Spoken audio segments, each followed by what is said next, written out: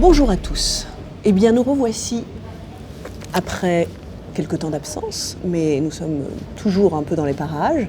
Nous, c'est Quartier Constituant hébergé par Quartier Général, vous savez, la chaîne qui monte, cette chaîne populaire, cette chaîne en ligne, qui a accepté de nous faire de la place.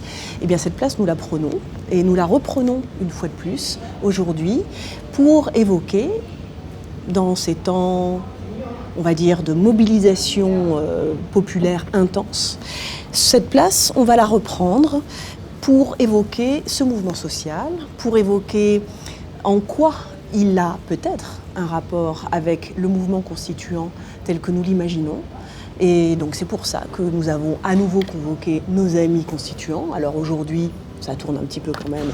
On a Manon Le Breton qui nous a fait le plaisir d'arriver jusqu'à nous, même si c'était pas évident, mais t'as réussi. On y arrive. Et également Alphée La Roche-Noël, qui est avec nous et qui contribue, d'ailleurs, je vais en parler tout de suite, à un ouvrage qui va bientôt sortir, ainsi que Manon, et qui a été en fait le fruit d'une discussion intense pendant plusieurs mois,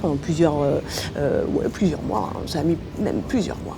Et on a convié une dizaine de citoyens, citoyennes, de gens qui ont des passés militants ou pas, qui ont réfléchi à la question constituante et qui ont discuté pendant ces mois et ont finalement mis sur le papier ces discussions-là. Donc c'est une traduction comme ça. Ça s'appelle Le Temps Constituant, ça va sortir.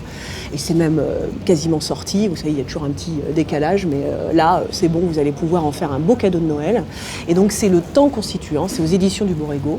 Et on vous convie à la discussion, donc n'hésitez pas à le lire, à l'acheter et à le faire. Et à le commander en ligne. À le on commander peut déjà en le ligne. commander en Il ligne. n'est pas encore en librairie, mais en tout cas, on peut le commander en ligne assez facilement. Bon, donc ceci étant dit, je me tourne maintenant vers notre invité, parce que vous savez que nos discussions, qui continuent en fait, sont des discussions avec des estampillés constituants qui sont des amis, voilà. Et puis il y a d'autres amis qui ne sont pas forcément estampillés constituants, mais qu'on invite justement pour apprendre et pour comprendre un certain nombre de choses sur le monde qui nous entoure. Voici Gaël Brustier.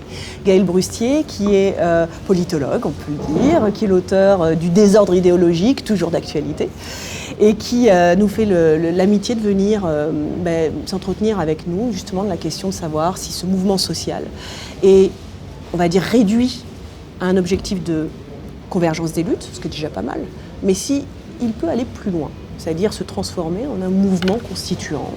Voilà. Donc on va discuter de ces questions, ces problématiques-là ensemble pendant la toute petite heure qui vient. Alors, vous avez repéré que bien les temps sont mouvementés, que c'est pas du tout dommage, que c'est même bienvenu, et qu'en particulier, ce mouvement-là, cette mobilisation-là, elle prend. C'est comme la cristallisation. D'un coup, il y a une prise. Et là, ça prend sur un thème très particulier, c'est la question des retraites. Une réforme qui ne passe pas, parce que les gens en ont marre de perdre.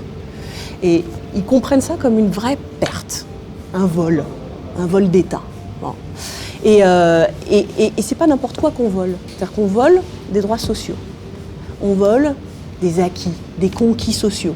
Et ça, je crois que les gens ont vachement bien compris, qu'ils soient d'ailleurs pour une réforme ou pas, pour que ça reste en l'état ou pas, pour que ça revienne même à une situation antérieure ou pas. Mais tout le monde a l'impression d'y perdre. Et ça, je me disais, quelle que soit la provenance, c'est-à-dire qu'ils soient dans des syndicats, qu'ils ne soient pas dans des syndicats, qu'ils soient salariés, qu'ils soient chômeurs, bref, tout le monde a le sentiment de se faire entuber, il faut le dire. C'est un peu cette impression-là. Mais surtout, ça porte sur un droit social. Et donc, ma question, c'est de savoir si le fait même que cette colère-là, elle prenne sur un droit social, où elle démarre, elle déclenche, elle s'amorce sur la question d'un refus de se faire piller, du point de vue social, peut engendrer quelque chose de plus grand encore que l'obtention du retrait de la réforme des retraites, etc. Bref, est-ce que ça peut aller au-delà du mot d'ordre de retrait de la réforme des retraites parce que précisément ça touche au dur, c'est-à-dire à ce qui fait qu'on est une société. Et c'est cette question que j'ai en tête, moi.